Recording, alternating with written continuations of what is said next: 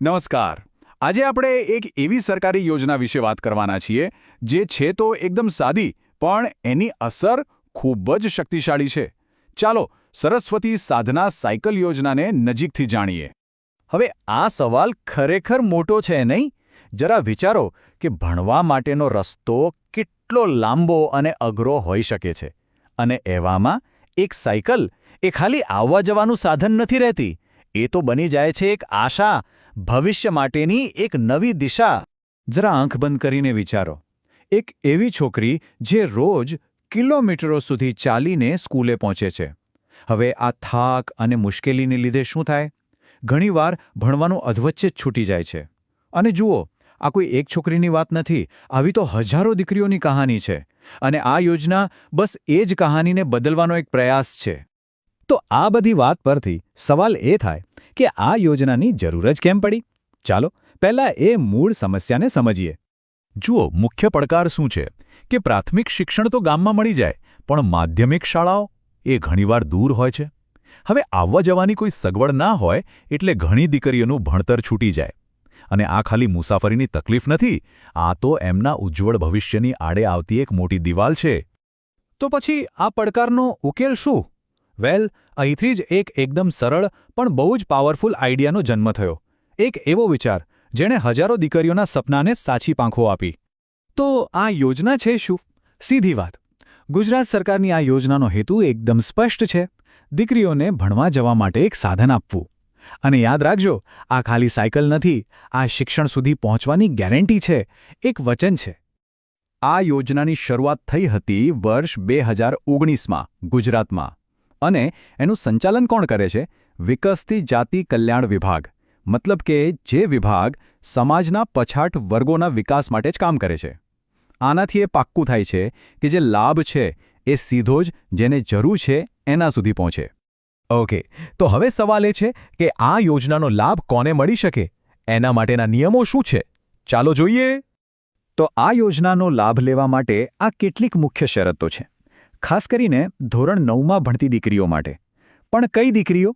જે ગુજરાતની રહેવાસી હોય, સરકારી કે ગ્રાન્ટેડ સ્કૂલમાં ભણતી હોય, અને એસસી, એસટી, ઓબીસી કે પછી બીજા કોઈ આર્થિક રીતે નબળા વર્ગમાંથી આવતી હોય.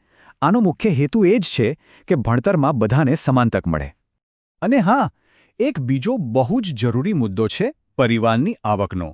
જો ગામડામાં રહેતા હોય તો વાર્ષિક આવક 47,000 રૂપિયાથી ઓછી હોવી જોઈએ. અને શહેરી વિસ્તાર માટે આ મર્યાદા છે 68,000 રૂપિયા. આ નિયમ એટલા માટે છે કે જેમને સાચે જ જરૂર છે એવા પરિવારો સુધી જ મદદ પહોંચે. ઓકે, તો કોને લાભ મળે એ તો સમજાઈ ગયું. પણ આખી પ્રોસેસ કેવી રીતે કામ કરે છે? મતલબ સાયકલ મળે કેવી રીતે? ચાલો હવે એ સમજીએ. આખી પ્રોસેસ છે ને એ એકદમ સીધી અને સરળ છે. જુઓ, સૌથી પહેલાં તો શાળાઓ જે પણ દીકરીઓ લાયક હોય એમનું લિસ્ટ બનાવે છે. પછી આ લિસ્ટ જિલ્લા શિક્ષણ અધિકારી પાસે જાય છે, જે એને મંજૂરી આપે છે. અને બસ પછી સરકાર સાયકલ ખરીદીને સીધી વિદ્યાર્થીનીઓ સુધી પહોંચાડી દે છે. એકદમ સિમ્પલ. હવે આપણે એ સમજીએ કે આ યોજના પાછળનો અસલી હેતુ શું છે? એની અસર કેટલી મોટી છે? આ બધું આટલું જરૂરી કેમ છે? જુઓ, આ યોજનાના હેતુઓ ઘણા મોટા છે. પહેલું તો દીકરીઓ માધ્યમિક શિક્ષણ તરફ આગળ વધે. બીજું, જે છોકરીઓ ભણવાનું છોડી દે છે એમનો આંકડો ઘટે. ત્રીજું, સ્કૂલે આવવા જવા માટે એક સરળ સાધન મળે.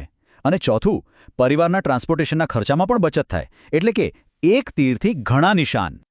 તો ચાલો અત્યાર સુધી જે પણ વાત કરી એના પર એક ફટાફટ નજર નાખી લઈએ.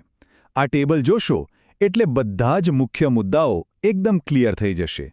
યોજનાનું નામ શું છે, ક્યારે શરૂ થઈ, કયા રાજ્યમાં, કોના માટે છે અને શું લાભ મળે છે, બધું જ એક જગ્યાએ. ચાલો હવે થોડું રિવિઝન થઈ જાય. પહેલો સવાલ: સરસ્વતી સાધના યોજના હેઠળ કયો લાભ આપવામાં આવે છે?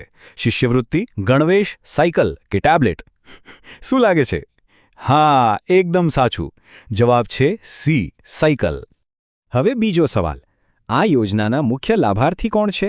ધોરણ 1થી 5ના વિદ્યાર્થીઓ, ધોરણ 9ની દીકરીઓ, કોલેજના વિદ્યાર્થીઓ કે પછી શિક્ષકો? યાદ કરો. બિલકુલ સાચું. જવાબ છે બી, ધોરણ 9ની દીકરીઓ. અને છેલ્લો સવાલ: સરસ્વતી સાધના યોજના કયા રાજ્યની છે? રાજસ્થાન, મહારાષ્ટ્ર, ગુજરાત કે મધ્યપ્રદેશ? આ તો એકદમ સહેલો છે. જવાબ છે સી, ગુજરાત. તો અંતમાં આપણે એટલું જ કહી શકીએ કે ક્યારેક મોટામાં મોટી સમસ્યાઓનો ઉકેલ એકદમ સાદો હોય છે. કોણે વિચાર્યું હોય કે એક સાધારણ સાયકલ કોઈ દીકરીના ભણતર અને એના ભવિષ્ય વચ્ચેની એક મજબૂત કડી બની શકે છે? અને ખરેખર આ